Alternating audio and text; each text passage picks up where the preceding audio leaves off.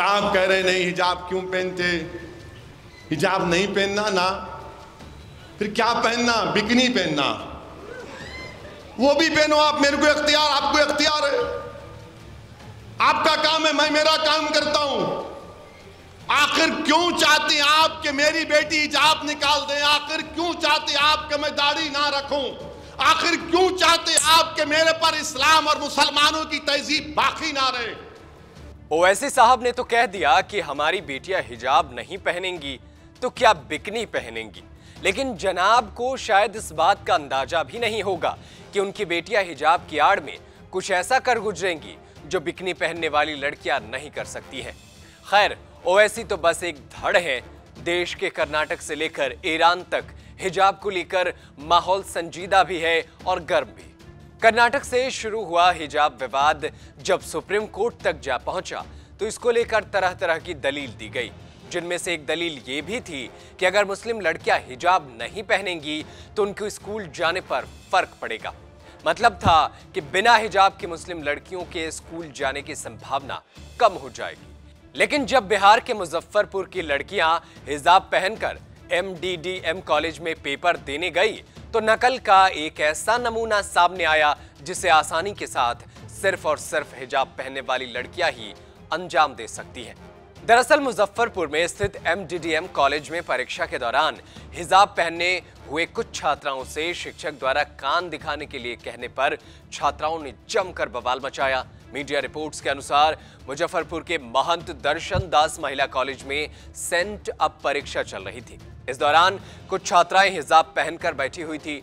एक शिक्षक को छात्राओं के ब्लूटूथ लगाने होने का शक हुआ और उन्होंने छात्राओं से कान दिखाने के लिए कहा, जिस पर छात्राएं भड़क गईं और कॉलेज में ही बवाल करने लगी। जिसके बाद छात्राओं ने आरोप लगाया कि शिक्षक शशि भूषण ने पहले तो छात्राओं से हिजाब निकालने के लिए कहा, लेकिन बाद में आपत्तिजनक टिप्पणी करने ऊपर कॉलेज के प्रिंसिपल डॉक्टर कनु प्रिया का कहना है कि छात्राओं की ये हरकत यहां तक कि माहौल बिगाड़ने की कोशिश है। ये बोलते हैं कि हिजाब खोलो, तुम ब्लूटूथ लगाई हो, हम खोले भी कि देखिए नहीं है। उसके बाद फिर जब हम बांधने लगे तो बोलते कि नहीं बांध सकती। यहाँ पे मजहब का ये नहीं चल रहा है जो तुम हिजाब बांध करके आई हो। ये जो स्कार्फ है ये मतलब लगाई हो तुम बहुत अच्छा, लेकिन ईयरपोड्स वगैरह लगा के चीटिंग करते हैं लोग। इस वजह से सर ने बोला था कि स्कार्फ निकाल देना है, तो उस पर वो लोग करने लगी कि हम लोग का रिलीजन है ये वो।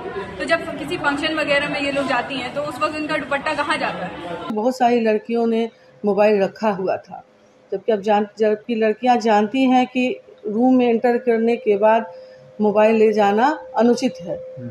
तो 15-20 लड़कियों ने अपना मोबाइल बाहर निकाला जो कि रखी हुई थी, और एक लड़की के पास जब सबसे पूछते हुए जब टीचर उस लड़की के पास गए जिसने हिजाब पहन रखा था, तो उन्होंने कहा कि उसका कान ढका हुआ था। तो टीचर ने कहा कि कान तुम बस खोल के दिखा दो कि कहीं ब्लूटूथ का तो यूज़ नहीं कर रही हो, क्योंकि हम लोग जानते हैं ब्लूटूथ आजकल कॉमन हो गया है, चीटिंग का एक सोर्स हो गया है।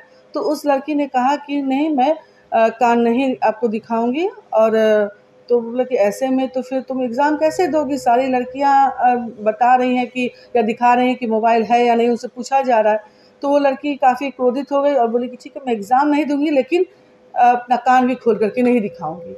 इस कॉलेज का इतिहास काफी पुराना है। ये छात्राएं इंटर की हैं।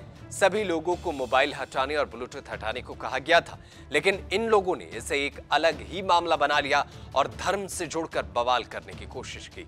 मामले की गंभीरता को देखते हुए मिठनपुरा थाने के प्रभारी SHO श्रीकांत सिन्हा ने कहा कि उन्होंने दोनों पक्षों से बातचीत की है और परीक्षा शांतिपूर्ण ढंग से संपन्न हुई है। फिलहाल मामले दर्ज करने या इलाके में अतिरिक्त बल तैनात करने की जरूरत नहीं है। पुलिस प्रशासन स्थिति पर नजर बनाए हुए है और पूरे मामले को करीबी से देख रही है। अब देखना होगा कि इस पूरे मामले पर पुलिस क्या जांच पेश करती है और इस पूरे घटना पर आपकी क्या राय है, ये बेहद अहम है। ईरान से लेकर के देश के हर हिस्से में हिजाब को लेकर के एक चर्चा चलती है। कभी जज साहब कहते हैं कि ये एक पर्सनल मैटर है, तो कभी जज साहब कहते हैं कि ये स्कूली यूनिफॉर्म का हिस्सा नहीं है। लेकिन फिर भी अगर हिजाब के आड़ में से घटनाएं सामने आती हैं तो ये तो एक गंभीर मुद्दा है और इस पर दोबारा चर्चा करने की जरूरत है। इस पूरे खबर पर क्या है आपकी राय, हमें कमेंट करके जरूर बताएं। देश दुनिया की तमाम बड़ी खबरों को देखने के लिए बने रहे वीकी न्यूज के साथ। धन्यवाद। वीके न्यूज, राष्ट्र के नाम।